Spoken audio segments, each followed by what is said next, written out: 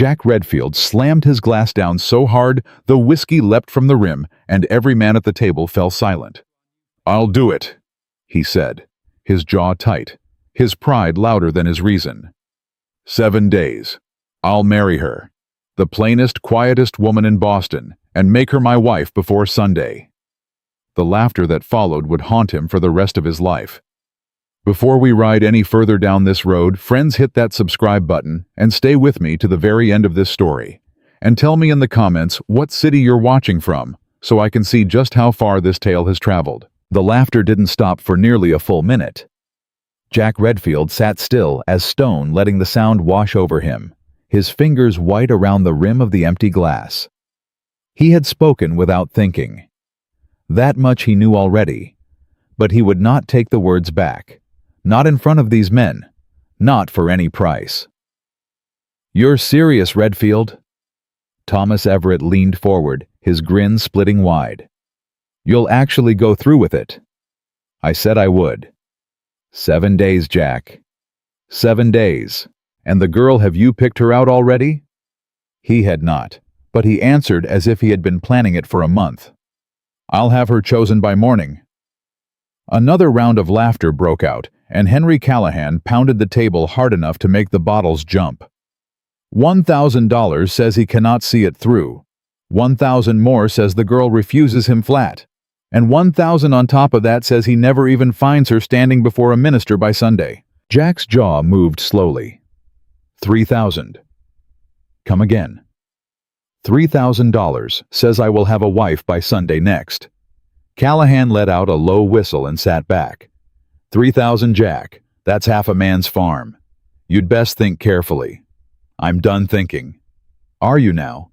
I said I am. Everett tapped the table with one finger, that slow smile never leaving his face. Then let's set the terms proper. Not just any woman.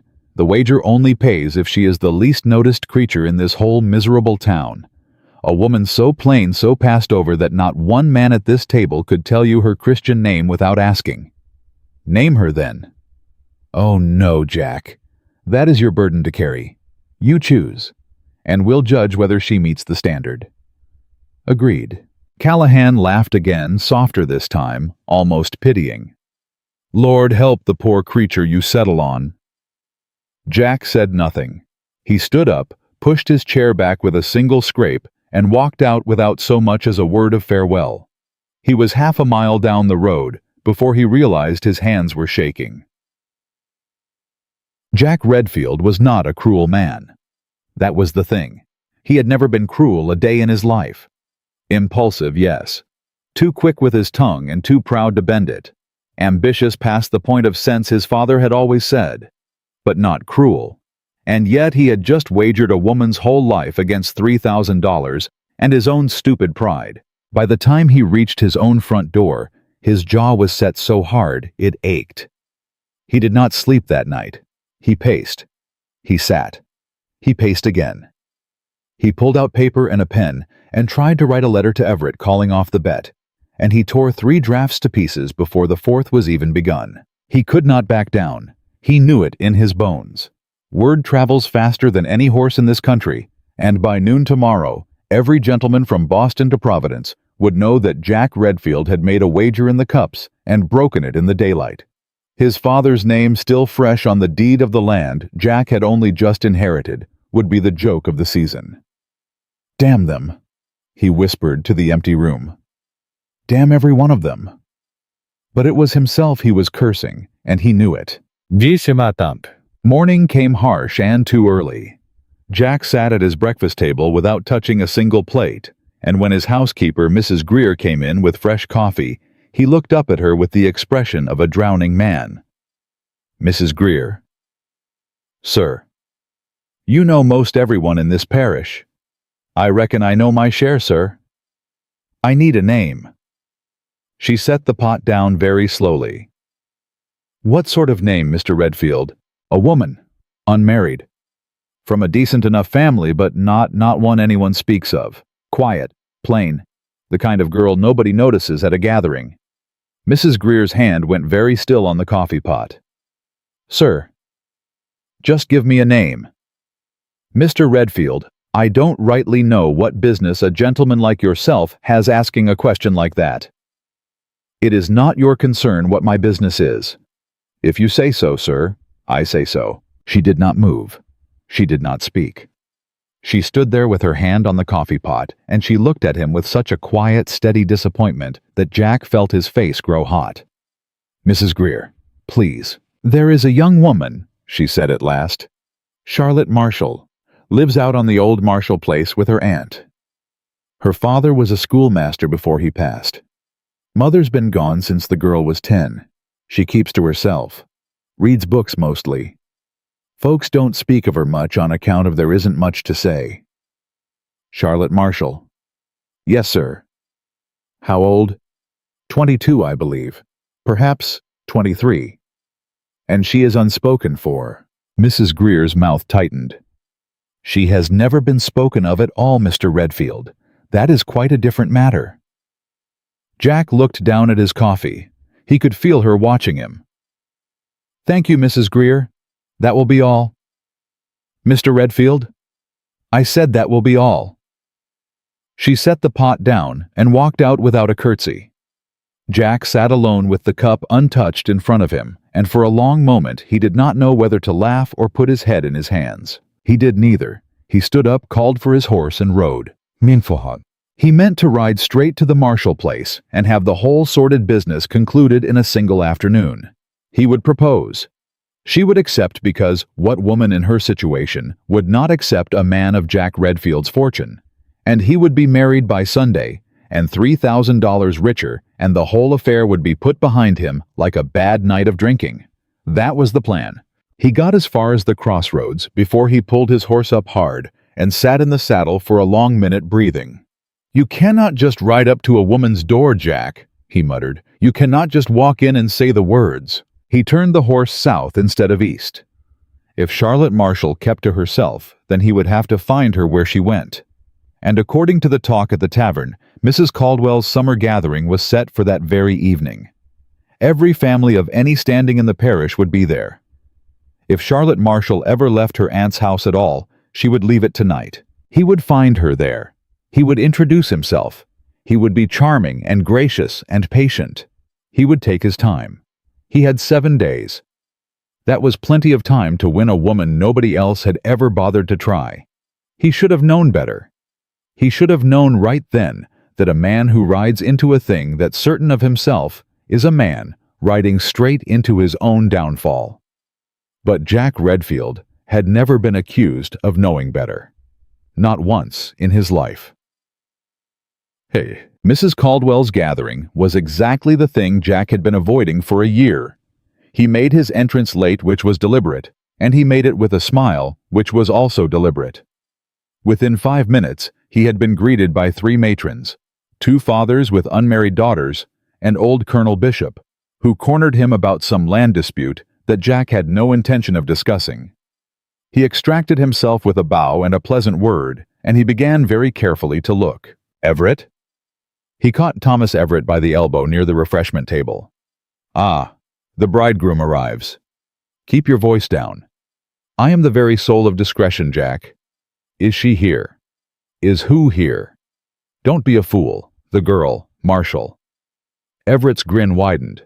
So you've picked one already? That was faster than I imagined. Is she here or is she not? She is here. Over by the window. The one with her nose in a book.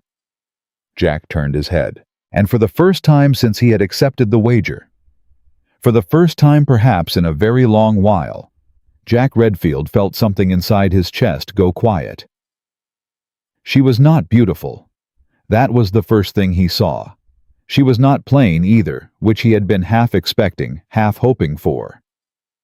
She was something in between, something neither here nor there, the kind of face a man could pass in the road and never notice unless he happened to look twice. She was looking twice. At her book. And she had not lifted her head once since he had walked into the room. Go on then, Jack. Go make your introductions. Shut up, Thomas.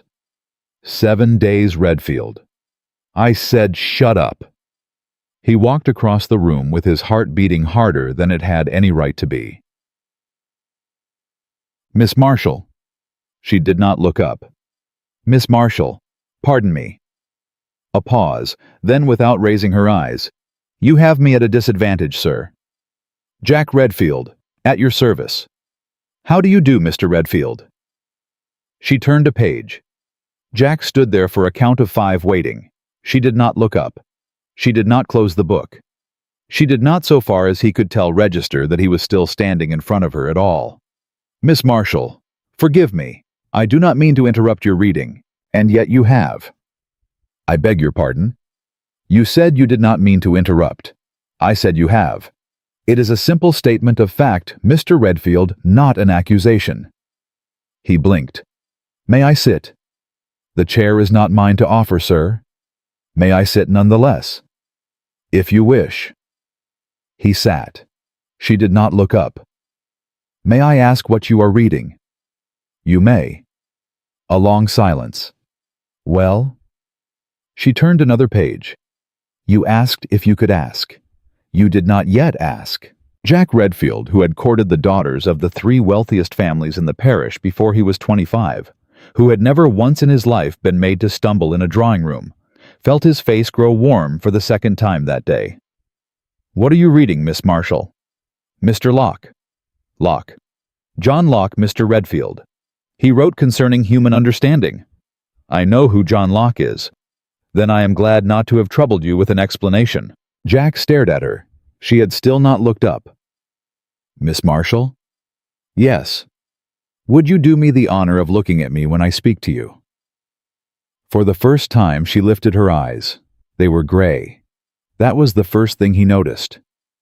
Gray and very steady, the kind of eyes that did not flinch and did not flutter, and did not, it seemed, particularly care what he thought of them. Mr. Redfield, she said quietly, I have been informed at every gathering I have ever attended that my company is not much sought after.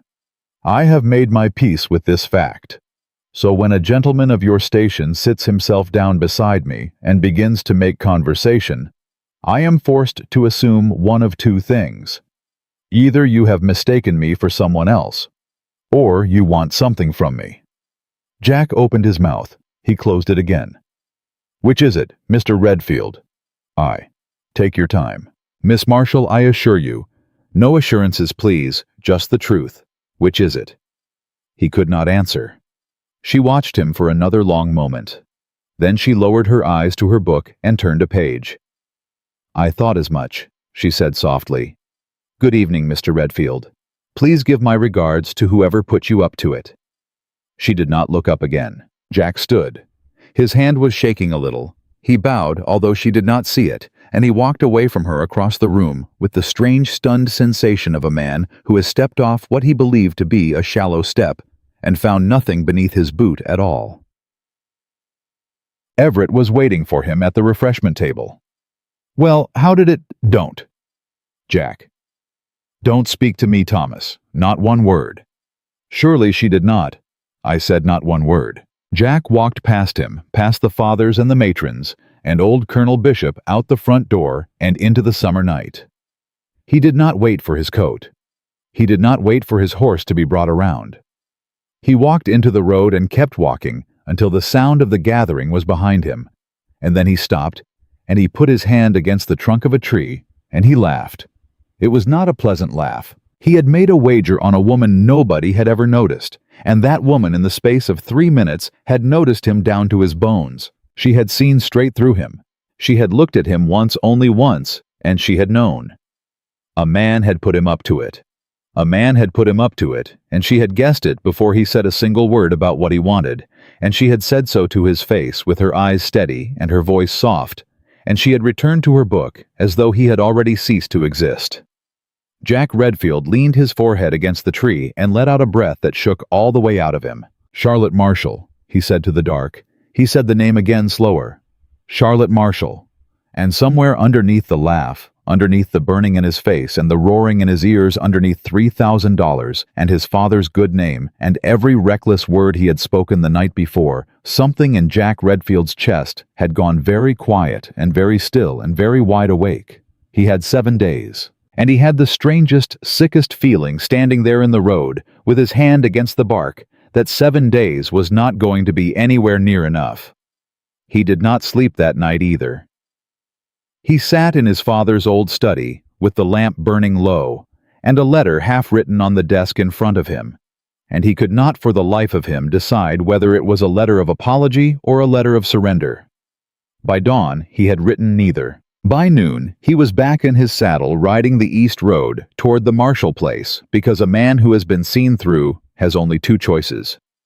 He can run, or he can ride straight into the thing that saw him. Jack Redfield had never once in his life chosen to run. He tied his horse at the gate and walked up the path, and he did not let himself think about what he was going to say. He had learned already that thinking around Charlotte Marshall was a losing business. The woman who opened the door was not Charlotte. She was older, narrow-shouldered, with a face like a closed shutter. "Mrs. Marshall."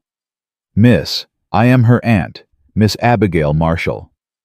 "Jack Redfield, ma'am. I have come to call upon your niece." The aunt's mouth did something very small and very sharp. "Have you now?" "If she is at home." "She is at home, Mr. Redfield. My niece is always at home. That is not the difficulty." "What is the difficulty, ma'am?" "The difficulty, sir, is that I have lived in this parish for 31 years, and in 31 years no man of your standing has ever once come up this path, so forgive me if I ask you plainly, what is your business with my Charlotte?" Jack's mouth was dry. "I wish to make her acquaintance, ma'am." "You wish to make her acquaintance?" "Yes, ma'am." On a Tuesday afternoon, unannounced, with no letter of introduction and no family connection to speak of. "Yes, ma'am." Miss Abigail Marshall looked at him for a long moment, and then to his astonishment, she stepped aside. "Come in, Mr. Redfield.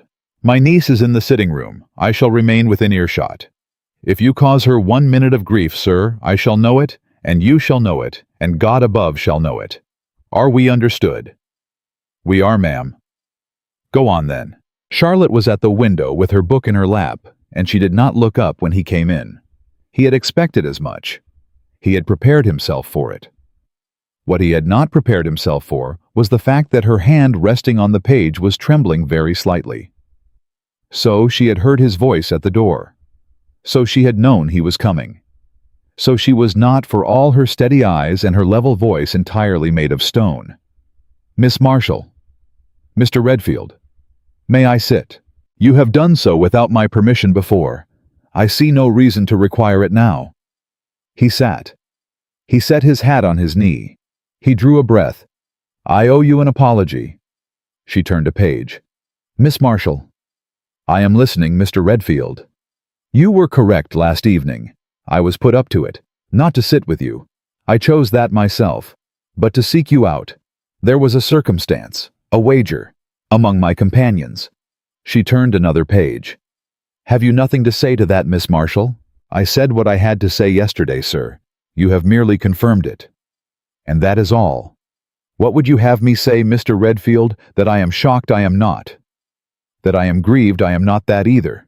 Men in your position have been amusing themselves at the expense of women in mine, since long before either of us was born. You are neither the first nor the most inventive. Miss Marshall, I trust the wager paid well." His jaw tightened. "It has not paid at all. It cannot pay unless I marry you by Sunday." The hand on the page went still. For the first time since he had entered the room, she lifted her eyes. "Say that again." "The terms of the wager, Miss Marshall, were that I should marry within the week the woman least noticed in this parish. My companions judge the outcome. If I fail, I forfeit $3,000. $3,000. Yes. And you have come to tell me this?" "Yes. Today, of your own accord." "Yes, ma'am." "Why?" "Because—" He stopped. He had no answer ready. He had rehearsed none of this on the ride over. He had thought only that he must see her again, and that he must not come to her with one more lie on his tongue. "Because you looked at me last night, Miss Marshall, and you knew. And I have found that I cannot sit across from a woman who has already known the worst of me and pretend to be anything else." She did not move. "That is a very pretty speech, Mr. Redfield." "It is not a speech. Forgive me, it has the cadence of one. Miss Marshall, You have told me the truth. I thank you for it. Now please leave my aunt's house and do not return. Miss Marshall. Good day, Mr. Redfield. I am not finished. You are, sir. You simply do not yet know it. He stood up, but he did not leave. He stood there with his hat in his hand and his heart hammering against his ribs, and he said the only thing left in his chest that was true. I will not hold you to any of it. The wager is mine. The loss is mine. I will pay the $3,000, and I will take the laughter, and I will never set foot in your aunt's parlor again, if that is what you ask of me. I have come here today, Miss Marshall, to tell you so in your own hearing. Not in a letter. Not through a third party. To your face. Because you deserved at least that much. Silence. She was looking at him now, fully looking, and the gray of her eyes had gone darker, and her mouth had parted just a little, and for the first time he had the sense of being looked at, not with indifference, but with something far more dangerous. She was seeing him. She was seeing him again, and this time she was not finding what she had expected. Mr. Redfield. Miss Marshall. Sit down. He sat. You will tell me, she said quietly, the names of every man at that table. Miss Marshall. Every name, Mr. Redfield. I wish to know the men who bet upon my obscurity. He told her. Everett, Callahan, the Whitfield brothers, young Peter Ashford. He named 6 men in all, and with every name her face grew harder, and her hand on the book went whiter at the knuckle, and by the end of it she was sitting so very still that he thought perhaps she had stopped breathing altogether. Peter Ashford, she said. Yes. Peter Ashford sat at that table. He did. Her eyes closed for one long second. Mr. Redfield, you will forgive me. I must have a moment. Of course. She did not leave the room. She did not weep.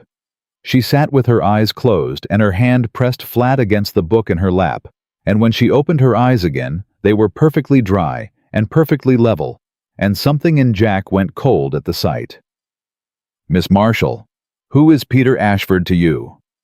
No one, Mr. Redfield. He is no one to me at all. That is rather the point. I do not understand. You need not. Miss Marshall. You asked me a question, sir, and I have answered it. Peter Ashford is no one to me. Now, I should like to ask you a question in return. Ask it. If I were to accept you— His breath stopped. If I were to accept you, Mr. Redfield, if I were to stand beside you before a minister on Sunday next and say the words, what becomes of me after? Miss Marshall. Answer the question, sir. You would be my wife. You would live in my house. I would be the wife of a man who married me on a bet. I would be the laughingstock of a parish that already could not remember my name. I would be tied for life to a household full of servants who know the terms of the wager before I even walk through the door. Is that what you are offering me, Mr. Redfield? No. God, no. Charlotte, you have not been given leave to call me that. Forgive me, Miss Marshall. I am offering you— I do not know what I am offering you. I came here to release you. I came here to say that you are under no obligation. And what if I do not wish to be released? The world tilted. Pardon me. You heard me, Mr. Redfield. Miss Marshall, I have lived 22 years in this house. I have read every book my father left me, and I have read them twice. I have sat at every gathering my aunt could drag me to, and I have been looked past at every one of them. I am not beautiful. I know that. I am not rich. I know that too. I am not stupid, Mr. Redfield, and I have long since calculated what a woman in my position may reasonably expect from the world. It is not much. It is very little, in fact. It is a narrow life in a narrow house with a narrow view, and it ends in a narrow grave that no one will visit. Miss Marshall, let me finish. Yes, ma'am. You are offering me without meaning to the first wider thing that has ever come up that road. I am not such a fool as to turn it away simply because it arrived on the back of an insult. You would still have me, knowing— I would have you on terms, Mr. Redfield, not yours. Mine. His mouth was dry. Name them. You will not name them in this room. I will write them out. I will write every one of them out in my own hand, and you will sign what I have written before any minister stands in front of us." "Yes." "You have not heard them yet." "I have heard enough." "You have heard nothing, sir. Do not agree to a contract you have not read. That is the first thing my father ever taught me, and I should think very little of any man who broke the rule in my own parlor." Jack let out a breath that was half a laugh, and for the first time since he had walked through the marshal's door, he felt the muscles along his shoulders unclench. "Miss Marshall, you are not at all what I expected." "I am aware. I mean it as a—" "I know how you meant it, Mr. Redfield. Do not embarrass either of us by finishing the sentence." "Yes, ma'am." "Come back the day after tomorrow. I shall have the terms drawn up by then." "The day after tomorrow? You have 5 days remaining on your wager, sir, by my count. I should not wish to be the cause of your losing $3,000 through mere administrative delay." He stared at her. "Miss Marshall." "Yes." Are you laughing at me?" "A very little, Mr. Redfield. Do not take it personally. It is the first thing I have found amusing in some months." He stood up. His legs felt unsteady. He bowed, and this time she saw it, and she inclined her head in return, and as he turned toward the door, she spoke one more time. "Mr. Redfield." "Ma'am." "You told me the truth today. That was not a small thing. A lesser man would have made the marriage first, and the confession second, or else never made the confession at all. I will not thank you for it, because a man should not be thanked for basic honor, but I will remember it." "Miss Marshall." "Yes?" "If you should change your mind between now and the day after tomorrow, you will find me still bound by my word. The wager is mine to lose, not yours." "Noted, Mr. Redfield." "Good day, Miss Marshall." "Good day." He walked out of the parlor and past Miss Abigail Marshall, who was standing very pointedly in the hallway with a broom in her hand and had clearly heard every syllable, and he tipped his hat to her and said, "Ma'am?" And she said nothing back at all. He did not breathe properly until he was halfway down the path. The news reached Boston before he did. He would never in all his life be able to say who carried it there. A stable boy, perhaps. A housemaid with a cousin at the Caldwells. Miss Abigail Marshall herself, who he suspected was not above a well-placed letter, when a well-placed letter might serve her niece. It did not matter. By the time Jack rode into the tavern yard, Thomas Everett was already at the door, waiting for him with an expression Jack had never seen on his face before. It was not amusement. "Jack." "Thomas." "Is it true?" "Is what true, Thomas?" "That the Marshall girl has agreed." "She has agreed to consider terms. That is all." Everett's mouth worked for a moment. "Jack, listen to me. You need to call it off." "I am not going to call it off." "Jack." "Thomas, you set this wager in motion. You do not now get to play the conscience at the 11th hour. Jack, I am telling you, call it off." "Why?" "Because Callahan—" Everett stopped. He looked over his shoulder. He lowered his voice. "Because Callahan has raised the stakes, Jack. He came to me this morning. He is putting another 5,000 on the table." 5,000. "On the condition that the marriage fails within the year. That is his wager now. Not whether you marry her, whether you keep her." The ground seemed to lurch under Jack's boots. "Thomas, there is more. There cannot be more." "He has been asking questions, Jack, about the girl, about her family. He has hired someone. I do not know who, I do not know what for. But I have known Henry Callahan since we were boys, and I am telling you, he does not put 5,000 on a thing unless he already knows how it ends." Jack felt his hands close into fists. Why would Callahan care? "I do not know." "Thomas, I do not know, Jack. I swear it to you. But you should know.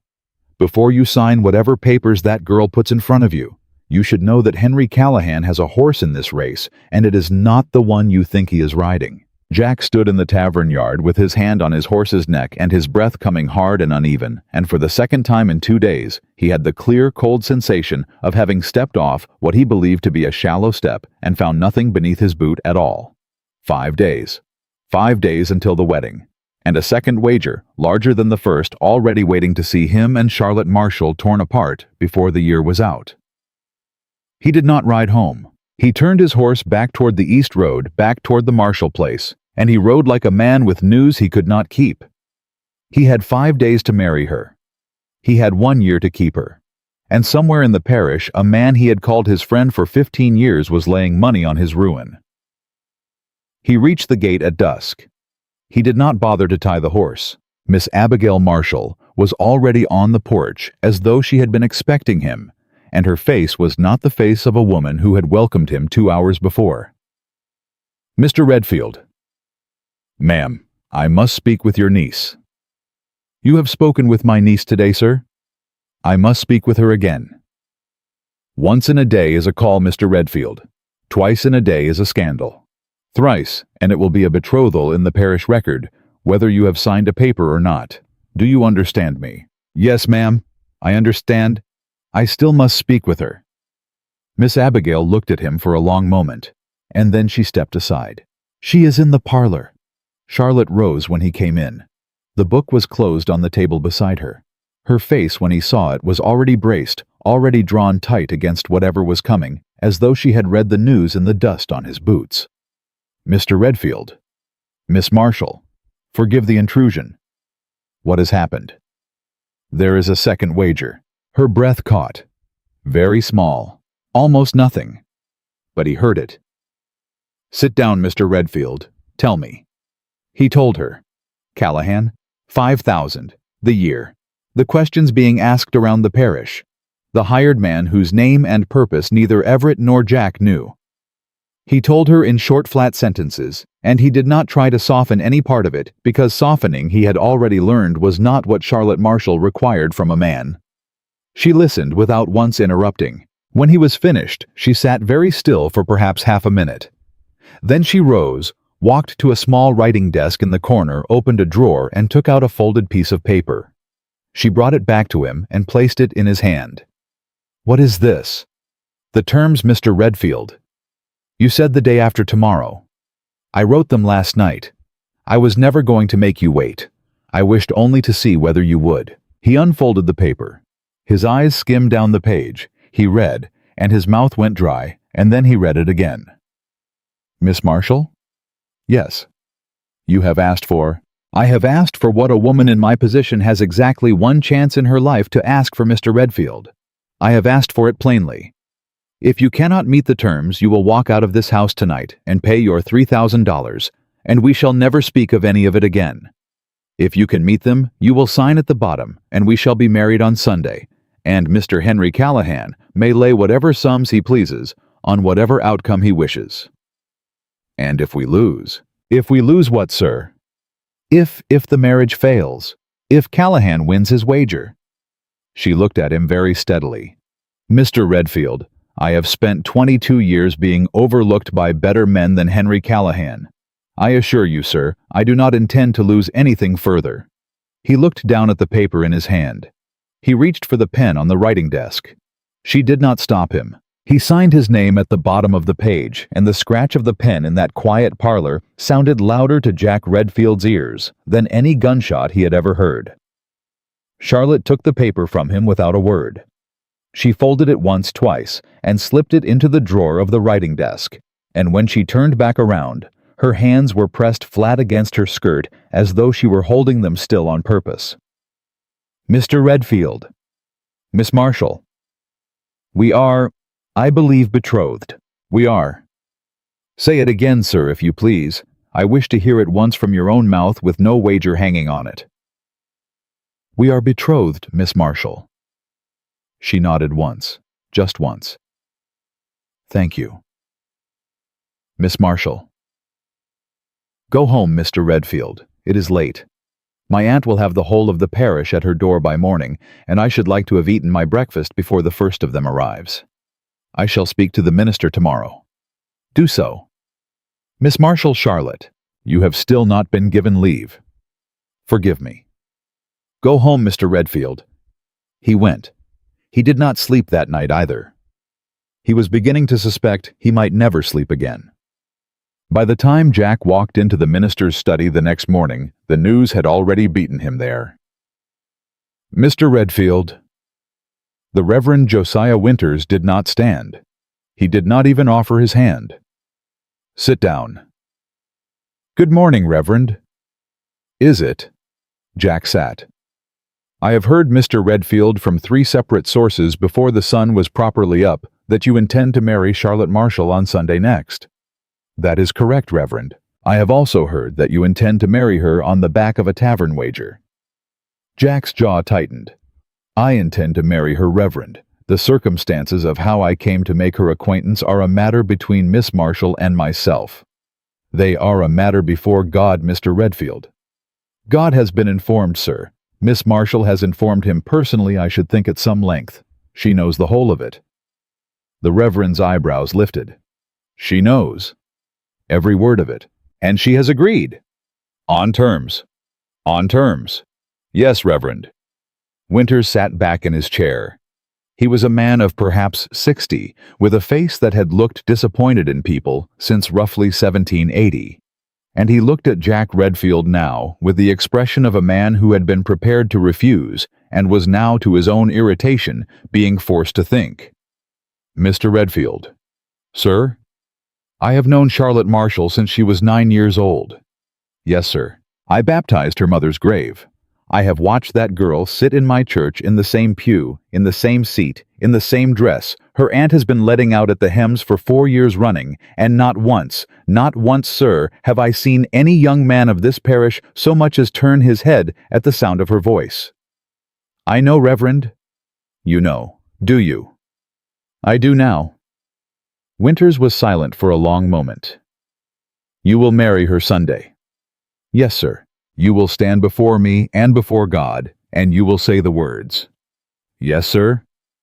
"And if I should ever have cause, Mr. Redfield, any cause at all, to believe that this marriage has been made a mockery of under my own roof—" "Reverend." "Let me finish, sir." "Yes, sir." "If I should have such cause, Mr. Redfield, you will find that there are still a few men in this parish who remember how to take a horsewhip down from a wall. Do I make myself plain?" "You do, Reverend." "Sunday, then." "Sunday."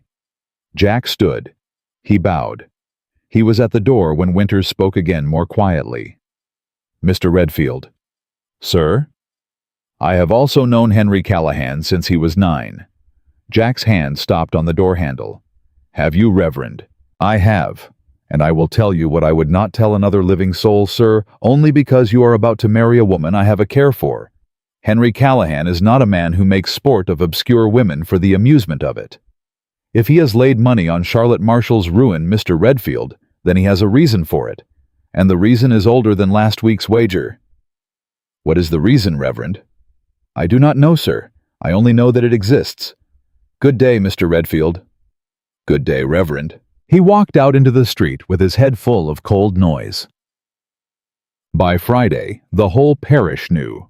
By Friday evening, Jack Redfield had received 17 letters, 6 visitors, and 1 very stiff note from his own mother in Boston, demanding an explanation by return post. He answered none of them. He had learned already in the space of 4 days that there was nothing he could say in his own defense that did not sound worse out loud than it had in his head. By Saturday morning, Thomas Everett was back on his doorstep. "Jack." "Thomas." "May I come in?" "If you must." Everett came in. He did not sit. He stood in the front hall with his hat in his hand, and he looked for the first time in the 15 years Jack had known him almost afraid. "Jack, I have found out why." "Why what?" "Why Callahan is doing this." Jack set down the cup of coffee he had not been drinking. "Tell me." 8 years ago. 8 years ago what, Thomas? 8 years ago Callahan paid court to a girl. You will not remember. You were in Philadelphia that summer with your father. Her name was Elizabeth Marshall. The cup in Jack's hand stopped. Marshall. Charlotte's elder sister, Jack. She has no elder sister. She had one, Elizabeth. She died the winter after Callahan threw her over. Scarlet fever, the record says. The parish said otherwise. Thomas, Callahan courted her for 4 months, Jack. He led her to believe he would propose. He let the whole town believe it. And then a week before the engagement was to be announced, he walked into a tavern much like you did, and he wagered her against a better match. A Whitfield daughter, as it happened. He won the wager, Jack. He dropped the Marshall girl. 2 months later, she was dead. Jack could not breathe. The family never recovered. The father drank himself into his grave within the year. The mother was already gone. The aunt took Charlotte in, and the parish closed its mouth on the whole business, and Henry Callahan married the Whitfield daughter, and everybody pretended that a girl named Elizabeth Marshall had never existed at all. Thomas, my God. Do you understand now, Jack? Do you understand what he put in your mouth at that table? Do you understand whose hand was on the dice? He chose her. He chose her, Jack. He chose that family. He knew exactly what he was doing when he suggested you pick the least noticed woman in the parish. He knew you would ask around. He knew someone would say the Marshall name. He is not wagering against you. He is finishing a piece of work he started 8 years ago. 5,000 on the marriage failing within the year. He does not intend to leave it to chance, Jack. He intends to make it fail. Jack sat down. He sat down because his legs would not hold him. Thomas. Yes, Jack. Does Charlotte know? She must know some of it, Jack. She was a child of 14 when it happened. She would have watched her sister die. She would have... That is why she said his name. What? When I told her the names at the table, she said his name, Thomas. She said Peter Ashford's name, but it was Callahan's name that went through her. She closed her eyes. She sat there with her eyes closed for half a minute, and I did not understand. Jack. She knew Thomas. She knew from the moment I walked through that door with his name on my list. She knew this was not a wager about her. She knew it was a grave Callahan was trying to open again, and she signed the paper anyway. Jack. She signed the paper anyway, Thomas, with her sister's ghost standing behind her shoulder and a second wager already laid against her. She signed the paper. Do you understand what that woman has done? Everett was silent. Thomas? Yes. Get out. Jack. Get out of my house. Get out of my sight. I do not blame you. I will not call you out. You have told me the truth when you did not have to, and I will remember it. But if you stay in this room one more minute, Thomas, I will do something to you that I cannot take back. Everett left. Jack sat alone at his table for a very long time. He rode for the Marshall place in the early afternoon. He did not announce himself. He did not tie the horse. Miss Abigail Marshall opened the door before he knocked and stepped aside without a word, because there was already in his face a look that brooked no ceremony. Charlotte was in the parlor. She stood when he came in. Mr. Redfield. Elizabeth.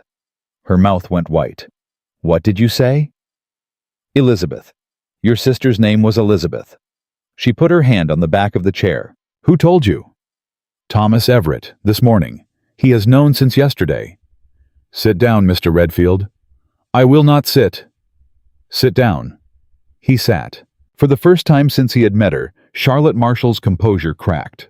It was not a loud crack. It was not a sob or a cry or any of the things a weaker woman might have produced. It was a slow, careful lowering of herself into the chair across from him, and a long, steady breath, and a hand that reached up to press against her own collarbone, as though she were holding something in that wanted very badly to come out. Mr. Redfield. Jack. Jack then. Charlotte. You know, I know that Henry Callahan courted your sister 8 years ago. I know that he wagered her against the Whitfield girl. I know that he won, and that she died, and that the parish pretended it had not happened. That is what I know. I do not know the rest. And I have ridden here, Charlotte, to ask you for the rest, because I will not go to that altar tomorrow with one more piece of this hidden from me. I have had enough, Charlotte. I have had enough of men laughing at women behind their hands, and I have had enough of my own name being used as the butt of the joke. Tell me the rest. I will not flinch. I swear it to you. She looked at him for a long time. Then she said very quietly, she was 17. Elizabeth. She was 17, Jack, and he told her he loved her and she believed him. She was a better woman than I will ever be. She was kind. She laughed. She had a way with our mother in her last illness that none of us could match. My father called her his lark. He called her that until the day he died, and he died Jack, because he would not eat after we buried her. He did not drink himself to death the way the parish says. He simply stopped eating. It took him 8 months. Charlotte, let me finish. Yes. The night before Callahan threw her over, the night before Jack, she came into my room. I was 14. She sat on the edge of my bed and she said, "Lottie, I am going to be married. I am going to be married, and you will come and live with me, and we shall have a garden, and you shall read your books all day, and nobody shall ever tell you that you cannot." That is what she said to me, Jack. That is the last thing she ever said to me that was happy. Charlotte. The next morning he sent a letter. Not to her, to our father. 2 lines. Upon reflection, I find our understanding to have been premature. I wish Miss Marshall every future happiness. That is what he wrote Jack. 2 lines. My father read them at the breakfast table. My sister was in the room. She did not cry. She said, "I see." She got up and went to her room, and she did not come out for 3 days, and when she did come out she had a fever, and 2 weeks after that she was dead. Charlotte. I was the one who found her, Jack. In the morning. I brought up her tea. She had been gone some hours by then. Her hand was cold. Jack's eyes were burning. "I am so sorry." "I do not want your sorrow, Jack Redfield." "What do you want, Charlotte?" She looked at him. "I want him to lose." "He will." "You do not understand me, sir. I want him to lose everything. I want him to lose the wager. I want him to lose his pride. I want him to lose the name he married into and the seat he bought with it. I want him to sit in a tavern 8 years from now and hear my name spoken and feel what my sister felt the morning she read his 2 lines. That is what I want. Charlotte, and I will have it, Jack, with you or without you. I have waited 8 years. I have read every book in my father's study, and I have sat through every gathering in this parish, and I have watched that man walk past me in the road a dozen times a year and smile at my aunt and tip his hat to me as though I were no one, as though Elizabeth had never drawn a breath. I have waited, Jack. I was going to wait however long it took, and then you walked up my path with his wager in your pocket, and I thought at last he has come close enough. Charlotte, do you understand me now? I understand you. Do you want to withdraw? No. Think carefully, Jack Redfield. The paper I made you sign is not the paper you think it is. The paper I made you sign has nothing to do with the wager you came here to win.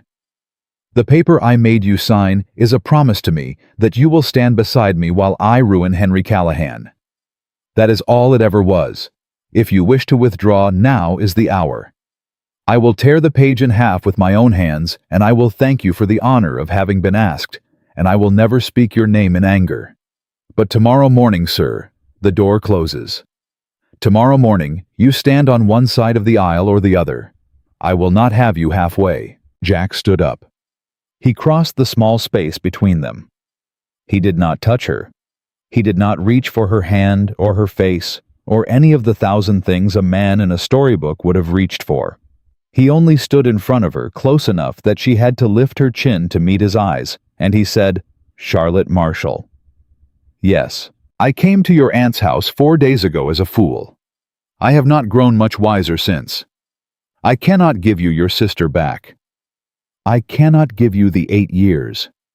I cannot even give you a clean name because my own name is half ruined in this parish already and will be wholly ruined before the week is out.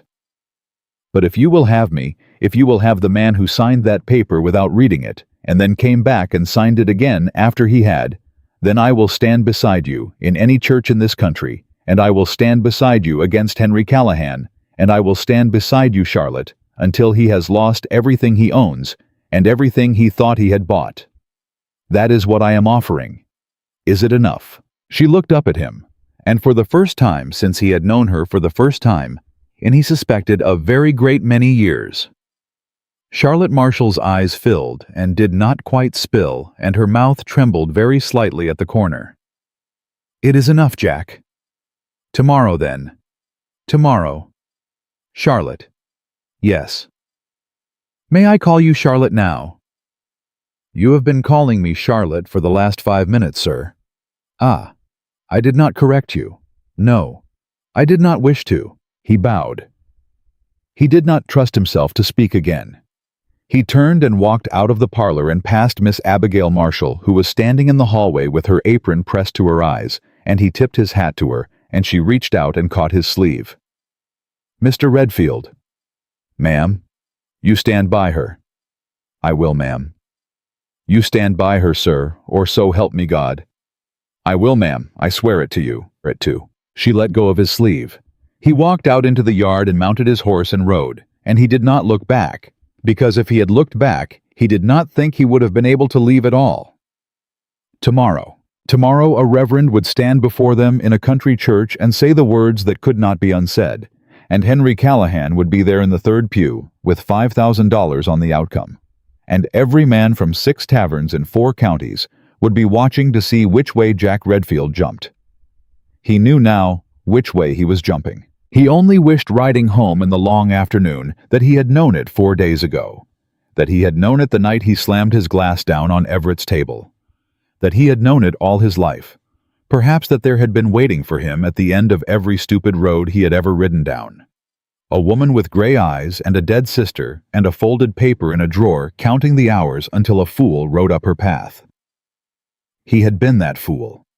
He did not intend to be one tomorrow. Sunday came on hot and still, the kind of summer morning that feels like the whole country is holding its breath.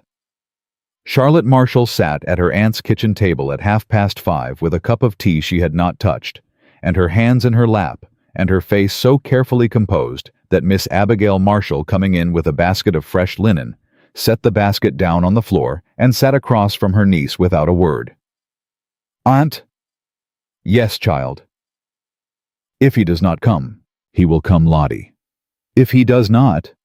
"Then we shall walk home, my girl, and we shall put on the kettle, and tomorrow morning the sun will rise all the same." "It will not be the same, Aunt." "No, it will not." Charlotte lifted the cup and set it down again without drinking. "Aunt." "Yes." "I have not told you the whole of what that paper says." "I did not suppose you had." "I mean to ruin him." "I know that, child."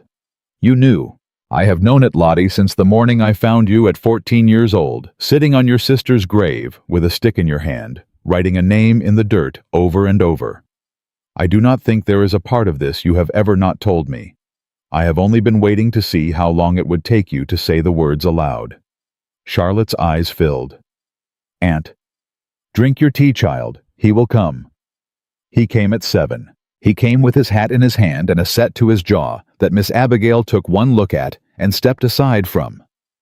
And when Charlotte walked out of the kitchen and into the hall and saw him standing there, she did not speak, and neither did he, and that was perhaps the most honest greeting that had ever passed between them. "Charlotte." "Jack." "Are you ready?" "I have been ready for 8 years, sir." "Then let us go." The church was full. It should not have been. A wedding announced on 5 days' notice between a man of middling standing and a woman no one in the parish could have picked out of a line of 3 ought to have drawn perhaps 20 souls. The church held closer to 200. They had come from 4 towns over. Word travels in country like this, and word had traveled with its boots on. Henry Callahan was in the third pew on the bride's side. Charlotte saw him the moment she stepped through the door. She did not falter. She did not slow. She walked the length of that aisle on her aunt's arm with her chin level and her eyes forward, and when she passed the third pew, she did not turn her head. But Jack, waiting at the altar, saw Callahan's face, and Jack saw the small pleased smile on it, and Jack felt something go very cold and very clear in the center of his chest. Reverend Winters cleared his throat. "Dearly beloved." The words moved through the church like water over stone. Charlotte's hand when Jack took it was steady. His own, he was privately shamed to find, was not. Do you, Jonathan Redfield, take this woman? I do. Mr. Redfield, you might wait for the conclusion of the question. A soft, nervous laugh rippled through the back of the church. Jack did not turn his head. I beg pardon, Reverend. Pray continue. Do you, Jonathan Redfield, take this woman to be your lawfully wedded wife, to have and to hold in sickness and in health in plenty, and in want forsaking all others, so long as you both shall live? I do. Do you, Charlotte Marshall, take this man? I do. This time no one laughed.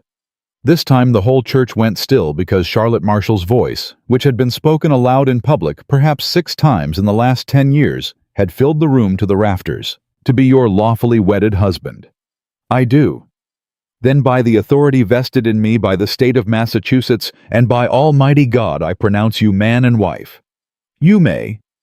Jack did not wait for the instruction. He leaned down and he kissed her. It was a short kiss and a quiet one, and there was nothing of the stage about it. But Charlotte's hand came up and rested against his forearm just once, just for a second, and that touch, that small, deliberate press of her fingers on his sleeve, went through Jack Redfield like a blow. When he straightened his eyes, went without his willing it straight to the third pew. Henry Callahan was no longer smiling. They did not stay for the congratulations. Charlotte took Jack's arm at the church door and said very quietly, "We will greet them at the house, not here, not where he can watch." Charlotte, "The house, Jack?" "Yes." He handed her into the carriage. Miss Abigail climbed in after. Jack swung up beside the driver because the carriage was small and because he had suddenly a great and pressing need to feel the wind in his face. He did not look back as they pulled away from the church. Charlotte looked back. She looked back for a long moment through the rear curtain, and Miss Abigail, watching her, reached out and put a hand on her knee. "Lottie, he followed us out of the church, Aunt. I saw. He is standing in the road.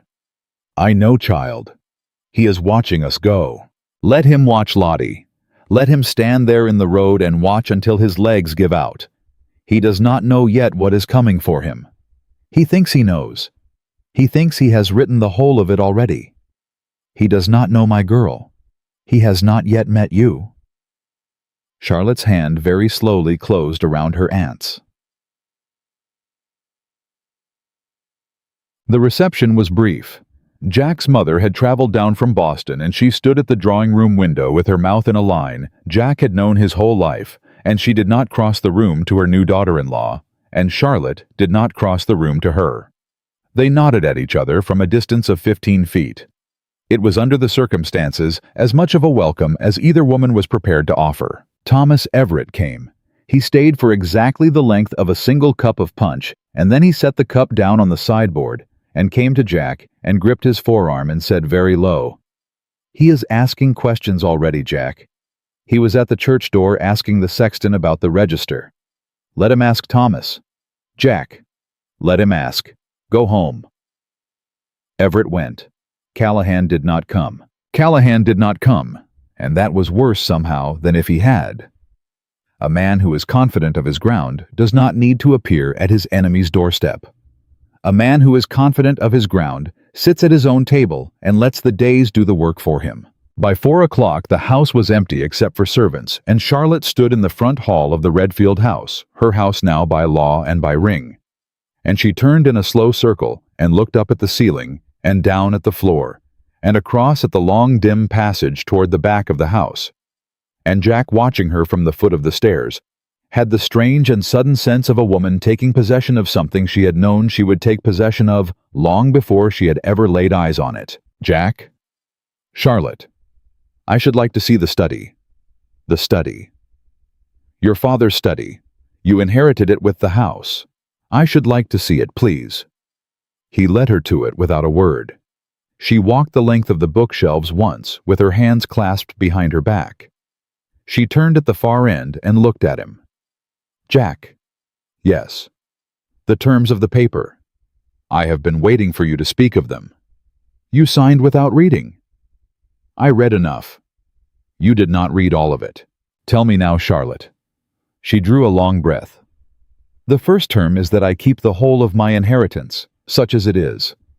My father left me a little. It is mine. It does not pass into your estate. It does not pass under your name. It remains my own, and I may dispose of it as I see fit for as long as I draw breath. That is the first term. Agreed. You have already agreed, Jack. You signed. I am agreeing now with my eyes open. The second term is that you will not seek to direct my correspondence. You will not read my letters. You will not approve or disapprove of whom I write to, or whom I receive, or what books I send for. My mind is mine. My pen is mine. My post is mine. Agreed. The third term is that we shall keep separate quarters. He did not flinch. He had known that one was coming. He had known it since the first time she had looked at him over the top of a book. Agreed, Charlotte. The fourth term, Charlotte. Let me finish, Jack. Yes. The fourth term is the one you did not read at all. It is the reason I drew up the paper in the first place. It is the reason, Jack, that I signed my name beside yours yesterday afternoon and did not tear the paper in half when I might have. He waited. The fourth term, Jack, is that you shall assist me in the ruin of Henry Callahan by every lawful means at your disposal. You shall open to me the doors of rooms I cannot enter on my own. You shall carry my letters where my name would not be read. You shall stand beside me in the presence of men who would not so much as remove their hats for a woman of my standing. You shall lend me your name, Jack, not as a husband, as an instrument, until that man is finished. That is the fourth term. That is what you signed. Jack was silent for a long moment. Then he said, You have underestimated one thing, Charlotte. Her chin lifted. Have I, sir? You have written by every lawful means. You did not need to limit it. I would have signed the paper without the qualification. Her eyes widened just a little. Jack, I am saying, Charlotte, that the paper you wrote is gentler than the paper you could have written. And I am saying that I know what you did, and I know why you did it, and I am telling you now in this room with the door closed, and no wager on the outcome, that you did not need to be gentle. Not with me, not in this. Jack. Yes, I did not write it gentle for your sake. I wrote it gentle for mine. I will not become Henry Callahan in order to end him. I will not sign my hand to cruelty, Jack, not even against a man who has earned cruelty 100 times over. My sister did not die so that I could turn into the thing that killed her. He looked at her. He did not speak. He did not know what to say. He had spent 4 days in the company of this woman, and every time he thought he had found the bottom of her, she showed him another floor beneath. Charlotte. Yes. You will be the finest wife a man in this parish has ever had, and I am a damned fool to have needed a wager to find you. Do not swear in this house, Jack. No, ma'am. Particularly not on our wedding day. No, ma'am. Go and eat something. You did not touch the table. Yes, ma'am. The corner of her mouth lifted. Only a very little. Only for a second. But he saw it. The first letter came on Wednesday. It arrived without a direction, folded twice, pushed beneath the front door in the small gray hour before dawn. The housekeeper found it on her way to the kitchen, and she brought it to Jack at the breakfast table with her mouth pressed thin. Mr. Redfield, there is no name upon it, sir. Thank you, Mrs. Hart. He opened it. He read it. He read it again. Charlotte came down the stairs as he was folding it. Jack. Charlotte. Sit down. What is it? Sit down, please. She sat. He pushed the paper across the table to her. She read it without touching it. The letter was 4 lines. It was not signed. Mrs. Redfield, your husband has a housemaid in Boston by the name of Susanna Reeve, who has kept his confidence these 5 years. You will find her at the boarding house on Hanover Street. A prudent wife makes inquiries before the first month is out. Charlotte's face did not change. Jack? It is not true, Charlotte. I know that, Jack. I have never. I said I know that, Jack. I do not need the protestations. Susanna Reeve is a name Henry Callahan has lifted out of a hat. It does not signify whether she exists. What signifies is that he has begun. 4 days, Jack. 4 days, and he has begun. Charlotte. Good. Let him begin. I would rather fight a man who shows his hand than a man who keeps it hidden. She folded the letter in half. She walked to the fireplace. She laid the paper on the grate, and she took a match from the box on the mantel, and she struck it, and she watched the letter burn to its final corner before she turned back to him. Jack? Yes. We shall need a clerk. A clerk.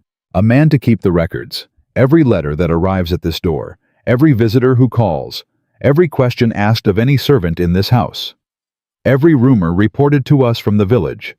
We shall write it all down, Jack, and we shall date it, and we shall sign it with 2 hands, yours and mine. A man who begins by writing unsigned letters, sir, will end by writing them signed. I intend to be ready when he does. Charlotte, you are the most terrifying woman I have ever met. Thank you, Jack.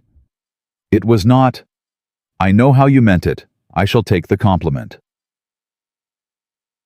The clerk arrived on Friday. His name was Samuel Brennan. He was 26 years old, and he had been recommended to Jack by a cousin in Boston with a very particular skill at finding men who could keep their mouths shut. Brennan read the terms of his employment without a flicker, signed the undertaking of confidentiality that Charlotte placed in front of him, and took up his residence in a small room off the back of the study. By the following Tuesday, he had compiled a list. He brought it to Charlotte at 9 in the morning, and he laid it on the desk in front of her, and he said, Mrs. Redfield, you asked me to compile the names of every man, woman, or child who has made an inquiry, direct or indirect, concerning this household since the day of the wedding. This is that list. I have been conservative. I have not included any name for which there is not a corroborating witness. Charlotte read the list. Her face went very still. Mr. Brennan. Ma'am. The third name. Yes, ma'am. Read it to me. Margaret Ashford, ma'am. Peter Ashford's sister. She called upon the housekeeper last Thursday evening under pretext of returning a borrowed kettle. Peter Ashford is at Henry Callahan's table every Sunday of his life, Mr. Brennan. He has been since he was 15. What was his sister doing at the back door of this house? I cannot say, ma'am. I can only say that she asked 3 questions of Mrs. Hart, all pertaining to your daily habits. I have written the questions down verbatim. Let me see them. She read them. She read them twice. She laid the page down. Jack. I am here, Charlotte. He is not waiting a year. I see that. He is not even waiting the month, Jack. He has set the Ashford girl on me inside the first week. He has written an anonymous letter inside the first 4 days. He is not pacing himself. No. Which means one of 2 things, Jack. Either he is frightened, or he has a date in mind. A date. Something coming, Jack. An event. A moment at which he requires this marriage to already be over. He would not move this fast otherwise. He is not a fast man. I have watched that man for 8 years, Jack, and he is a patient creature. If he has thrown patience to the wind, then he has thrown it for a reason. Jack stood up from the desk. He walked to the window. He stood with his back to the room for a long minute. When he turned around, his face was the face Charlotte had not seen on him before. It was not the face of a young man who had lost a wager in a tavern. It was not the face of a fool who had come up her aunt's path with his hat in his hand. It was the face of a man who had just understood all the way down what he had married into. Charlotte. Yes. I think I know the date. Her breath caught. Tell me. The Whitfield settlement. The elder Whitfield is dying. He has been dying since spring. When he goes, the whole of his estate passes to his daughter, to Callahan's wife. That is no secret, Charlotte. The whole parish has been counting the days. But there is a clause my father mentioned once years ago, because my father held one of the notes on the Whitfield property. The clause says the inheritance passes clear and whole only if the daughter is at the time of the father's death married to a man of unblemished public name. Charlotte went white. Unblemished public name. Yes. And Henry Callahan is about to have within the year a public name very badly blemished indeed. If we succeed. If we succeed before the old man dies, Charlotte Callahan loses the Whitfield fortune. How long does the old man have? 3 months, Jack. Perhaps 4. The doctor in Boston gave him until the autumn. Then that is why he is not waiting, Charlotte. That is why he has written the letter and sent the Ashford girl and cannot keep his patience past a week. He cannot afford a year. He cannot afford 6 months.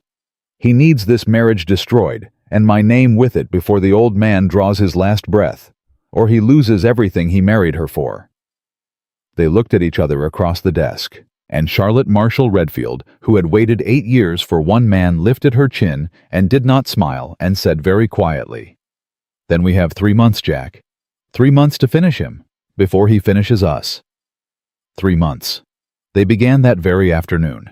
Charlotte sat at the desk with Brennan's list in front of her, and she took a clean sheet of paper and she began to write names, not the names on the list. Other names. Names she had been keeping, Jack realized as he watched her for a very long time. Charlotte. Yes, Jack. Who are these people? Witnesses. Witnesses to what? To my sister Jack. To what was done to her. To what was said at the time. To the letter. To the wager. To every piece of this story that Henry Callahan has spent 8 years burying. Some of these people are servants. Some are tradesmen. Some are women in this parish whose names you have never heard spoken in a drawing room. Every one of them saw a piece of what happened, Jack, and every one of them has kept their mouth shut because there was no one in a position to ask them to speak. I am in that position now. I have been in that position since Sunday at 7:30 in the morning. Since you took my name. Since I took your name, Jack. Yes. Charlotte. Do not thank me, Jack. And do not apologize for it either. My name opens no door in this parish. Yours does. That is simply the way of the world as it stands, and I did not make the world, and neither did you. We shall use what we have. What do you need from me? She looked up at him. Ride to Boston tomorrow. Find the doctor who attended my sister in her last illness. His name is Harland Pierce. He has a practice on Cornhill. I have been writing to him for 4 years. He will not answer a woman's letters any longer. He will answer the husband of a Marshall woman who arrives at his door with questions. Ask him for his records. Ask him what was in them. Do not leave without the papers in your hand. Charlotte.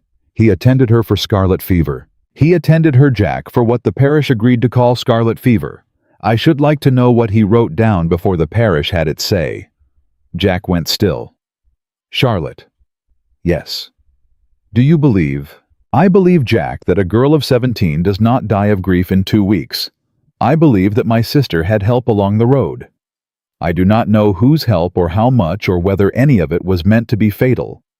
I only know that I have watched my aunt avoid that doctor's name for 8 years, and a woman does not avoid the name of a country doctor for 8 years without a reason. Jack sat down. Jesus, Charlotte. Do not take that name either, Jack. Not in this house. No, ma'am. Ride tomorrow. Take Brennan with you. Come back with the papers. Yes, Charlotte. Hein. He rode at dawn. Brennan rode beside him. They did not speak much on the road. Jack's mind was not in any condition for speech. They reached Boston by the 2nd afternoon, and they found Dr. Harland Pierce in a narrow office above a saddler's shop. And Pierce, when Jack gave his name, and Charlotte's maiden name in the same breath, went a color Jack had rarely seen on a grown man's face. Mr. Redfield. Doctor. You are Miss Charlotte Marshall's husband. I am. Come in, sir. Close the door. Pierce sat behind his desk with his hands flat on the wood, and he did not look up for a long moment. Mr. Redfield. Dr. Pierce? I have been expecting this visit for 8 years. Jack felt Brennan at his elbow very quietly take out a pencil and a notebook. Tell me, doctor. I attended Miss Elizabeth Marshall in her last illness. I was summoned by her father on the 14th of February, 1812. She was by that date already very ill. I did what I could. It was not enough. I signed the certificate, Mr. Redfield, as scarlet fever. I signed it because her father begged me to. He stood in my office with his hat in his hand, and he said, Doctor, let my girl be buried clean. Let her be buried in the churchyard. Do not sign anything that will put her outside the wall." That is what he said to me, sir. I signed it scarlet fever. May God forgive me. What should it have said, doctor? It should have said what I found, sir, which was the residue of tincture of laudanum at a quantity no physician had prescribed her. She had been dosing herself, Mr. Redfield. For how long, I do not know. With what supply, I do not know. I only know that the bottle by her bed when I attended her was nearly empty, and that I had not written the prescription that filled it, and that no apothecary in this town will sell laudanum in that quantity to a girl of 17 without a man's name upon the slip. Whose name was on the slip, doctor? Pierce closed his eyes. I never saw the slip, Mr. Redfield. It was gone by the time I returned for her the next morning. Who could have taken it? Anyone in that house, sir. Anyone who called upon her in her illness. Anyone who slipped in and out of a sick room in a household in mourning. I do not know. I have never known. I have asked myself for 8 years, and I do not know. Jack's jaw was tight. Dr. Pierce? Yes, sir. Did Henry Callahan call upon her in that illness? The doctor's eyes lifted. Mr. Redfield, whatever you are about to ask me next, sir, be very careful. Did he call upon her? He did. When? The evening of the 17th, 2 days before she died. He was admitted to her room at her own request. Her father tried to refuse him. She insisted. She said she wished to hear from his own mouth the reason he had thrown her over. Her father relented. Callahan was alone with her for perhaps 10 minutes. He came out. He tipped his hat to her father in the hallway. He left the house. She was dead within 40 hours. And the bottle. I examined the bottle on the 15th. It was half full. I examined it again on the morning of the 20th after she had died. It was empty. She did not rise from that bed between the 2 visits, Mr. Redfield. Her aunt sat with her day and night. Jack could not breathe. Dr. Pierce. Yes, sir. I need your records. They are yours, sir. I have kept them in this drawer for 8 years, waiting for a man with a right to ask for them. I am going to give them to you now, and I am going to write an affidavit in my own hand, attesting to everything I have just told you. And then, Mr. Redfield, I am going to retire to my sister's house in Connecticut, because I do not intend to be within the borders of Massachusetts when this reaches a magistrate. Doctor, I have been a coward for 8 years, sir.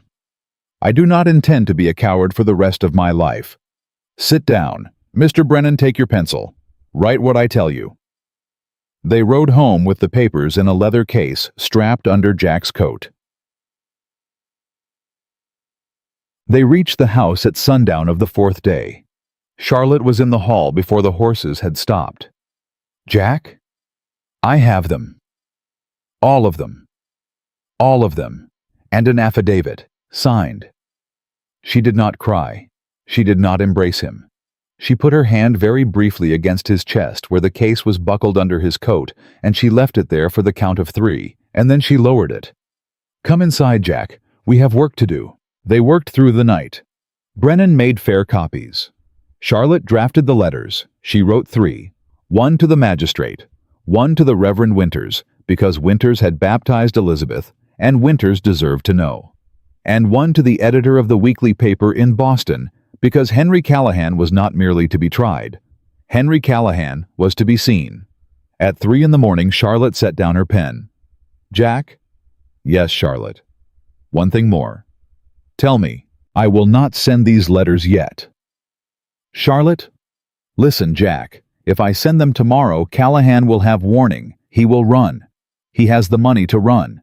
He will be in New Orleans inside a fortnight, and we shall never lay eyes on him again, and the Whitfield estate will pass to his wife, whether he is on American soil or not. I will not have him run, Jack. I will not have him spend the rest of his life spending my sister's ghost on French wine in some other country's port. What do you want to do? I want him in a room, Jack. I want him in a room with the doctor's affidavit in front of him and the magistrate's letter ready in my hand, and no door at his back. I want him to read Pierce's words in his own eyes before I send a single letter. I want him to know, Jack, that it is me, not the law, not the parish, me. I want him to know that the plain little sister he could not be troubled to remember the name of has brought him down. Charlotte. Yes, Set the meeting. The invitation went out on the Monday. It was written in Jack's hand, and it was courteous, and it was brief. Mr. Callahan, Mrs. Redfield and I should be most obliged by the pleasure of your company on a matter of private business at our house on Thursday next at 3 in the afternoon. J. Redfield.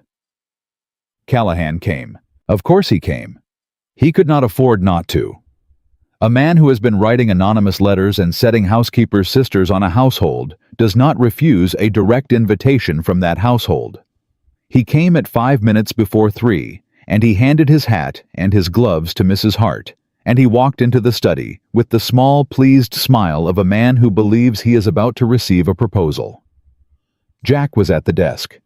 Charlotte was standing behind him. Brennan was in the corner with his pencil already moving. Mr. Redfield, Mrs. Redfield, a pleasure. Sit down, Mr. Callahan. You sound very serious, Jack. Sit down. Callahan sat. Charlotte stepped forward. She did not sit. She placed the leather case on the desk, and she unbuckled it, and she drew out the doctor's affidavit, and she laid it in front of Henry Callahan. Read, Mr. Callahan. His smile faltered for the first time. What is this? Read it. He read. He was perhaps 30 seconds in before his face began to change. He was a minute in before his hand lying on the edge of the desk very slowly closed into a fist. He reached the bottom of the page. He turned it over. He read the second page. He set it down. Mrs. Redfield. Mr. Callahan. This is a physician's fancy. That is Dr. Harlan Pierce's hand, Mr. Callahan. I have 3 men in Boston prepared to swear to it, including Dr. Pierce himself, who has kindly agreed to travel from Connecticut should his presence be required in court. Court. Court, Mr. Callahan. Yes. Mrs. Redfield. Charlotte. Let us speak plainly. Do not call me Charlotte. Mrs. Redfield, let us speak plainly. What do you want? I want nothing from you, Mr. Callahan. Everyone wants something. I do not. I want nothing you could give me. My sister is dead. You cannot restore her. My father is dead. You cannot restore him. There is not a single thing in your possession, Mr. Callahan, that is of any value to me whatsoever. I did not bring you here to bargain. Then why am I here? Because I wished to see your face, sir, when you understood that I have beaten you. Callahan's mouth opened. It closed again. I have 3 letters on that desk, Mr. Callahan. 1 to the magistrate, 1 to the Reverend Winters, 1 to the editor of the Boston paper. They are written. They are sealed. They will go into the post at 4 o'clock this afternoon, whether you are sitting in that chair or standing in the road. There is no negotiation available to you, sir. There is no coin you may offer. There is no threat you may make against me or against my husband that I have not already anticipated and in Mr. Brennan's notes in the corner documented against the day of your trial. You are finished, Mr. Callahan. You were finished the moment I put my name beside my husband's on a piece of paper last Sunday at 8 o'clock in the morning. You did not know it yet. I am informing you now. Callahan's face was the color of old paper. You cannot. I can, Mr. Callahan. The Whitfield settlement will not pass to your wife. No, it will not. An unblemished name, sir, was the condition. Your name will not be unblemished by Friday morning. Your wife, I believe, has a cousin in Albany, who stands next in line should the clause be triggered. I have written to her already as it happens. She is a kind woman. She will look after your wife well. Callahan stood up. Sit down, Mr. Callahan. He sat. Mr. Callahan, I have one further thing to say to you. I ask that you hear it. Speak it. 8 years ago, sir, you sat in a tavern and you wagered my sister's life against a better match. You won the wager. You lost her. You could not even bring yourself to end the thing in writing of more than 2 lines. 2 lines, Mr. Callahan. For a girl who loved you. For a girl who sat on the edge of my bed the night before and told me I should come and live in her garden. 2 lines, sir, and she was dead within the month, and my father within the year, and my aunt raised me on what was left. I was 14 years old, Mr. Callahan. I am 30 now. I have waited 16 years. Charlotte. I did not give you leave. Mrs. Redfield. You may speak, Mr. Callahan, when I have finished. I have one thing more. You will not be hanged. That is not what the law provides for what you did. What the law provides is ruin, public ruin, financial ruin, the ruin of your name in every room you would wish to enter for the rest of your natural life. That is what I have arranged for you. You will live. You will live a long life, Mr. Callahan, and every day of it you will remember that a plain woman in a country parish, whose name you never troubled to learn, took everything from you without ever once raising her voice. That is the whole of what I have to say. You may go." Callahan did not move. "Mr. Callahan, you may go." He stood up. He tried to speak. Nothing came out. He walked to the door. He turned in the doorway. He opened his mouth one more time, and Charlotte, without looking at him, said very quietly, "Good day, Mr. Callahan." He went. The letters went into the post at 4 o'clock. By the following Monday, the Boston paper had printed it. By the Wednesday, the magistrate had issued his summons. By the end of the month, Henry Callahan had lost the Whitfield settlement and his seat at every gentleman's club, from Boston to Providence, and the house on Beacon Hill that he had thought belonged to him, and had in fact only ever belonged to his wife's family. He was not hanged. Charlotte had been right about that. He was ruined. Charlotte had been right about that too. The old Whitfield man died in September. The estate passed clean and whole by the terms of the clause to the cousin in Albany, who proved to be exactly the kind woman Charlotte had said she was, and who wrote Charlotte a letter in her own hand, thanking her and asking if she might call upon the Redfields on her next journey east. Charlotte wrote back that she would be welcome at any hour of any day. Jack Redfield never spoke to Henry Callahan again. On the evening of the day the Boston paper printed the story, Jack found Charlotte alone in the study. The house was very quiet. Brennan had gone to bed. The servants had gone to bed. Miss Abigail, who had moved into the Redfield house the week of the wedding and had never afterwards been asked to leave, had gone to bed. Charlotte was at the desk. She had her father's old book of John Locke open in front of her, and she was not reading. "Charlotte." "Jack." "May I come in?" "You have come in." "May I sit?" "You have sat before without asking." He sat. They did not speak for a long minute. "Charlotte." "Yes, Jack." "I want to amend the paper." She looked up. "Amend it."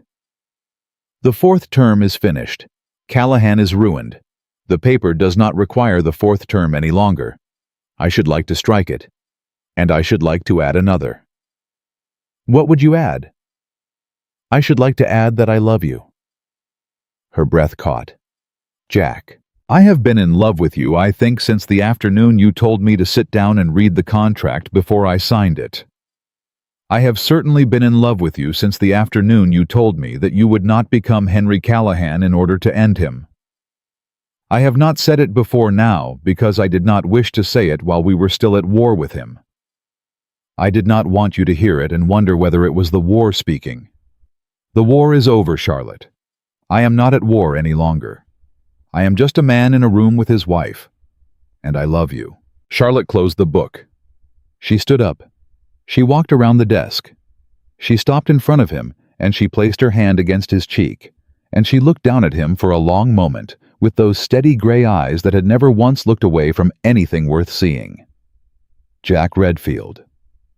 "Charlotte, I have loved you since the afternoon you rode up my aunt's path with the truth in your pocket. I did not say so at the time, because there was a great deal of work to be done, and I did not wish to confuse the work with the feeling. The work is done. The feeling remains. Charlotte, strike the 4th term, Jack. Add your amendment. I shall sign it tonight. I shall sign it in this room. And tomorrow morning I shall come down to breakfast as your wife in the full meaning of the word, and not a meaning less than that, and not a meaning more. Charlotte. Yes. We are going to have a long life. Yes, Jack, we are. And it is going to be a good one. She bent down. She kissed him once on the forehead very gently. It already is. And in the quiet of that country house, with the lamp burning low, and the papers of Henry Callahan's ruin, folded neatly in a drawer, and a new page of contract open on the desk in front of them. Jack Redfield and Charlotte Marshall. Redfield began at last the life they had been moving toward since the night he slammed a glass down on a tavern table and spoke a reckless word in front of the wrong men. They lived 41 years together in that house. They raised 3 daughters and 2 sons, and they buried none of them, which in that country in that century was something close to a miracle. They took Miss Abigail in for the rest of her natural life, and she lived to see every one of her great-nieces and great-nephews married well. They never spoke Henry Callahan's name again under their own roof, and their children grew up not knowing it, which was the deepest victory of all. Charlotte Marshall Redfield was buried beside her husband in the country churchyard in the autumn of 1861. 49 years almost to the day, after a young fool of a man slammed a whiskey glass on a tavern table and wagered the rest of his life without knowing it. Her headstone bore 4 words beneath her name, chosen by her husband before her, and carved by her eldest son after her. She was never overlooked, and she never was again.